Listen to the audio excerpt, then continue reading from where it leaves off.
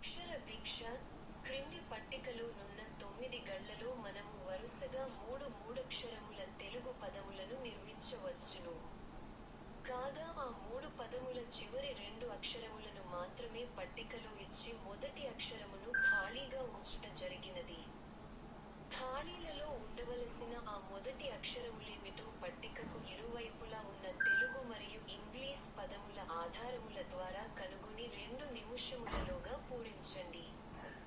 ఒకవేళ 2 నిముషములలోగా మీరు పూరించలేని ఎడల అటుపై మేము పూరించి సమస్యను పరిష్కరించగలము.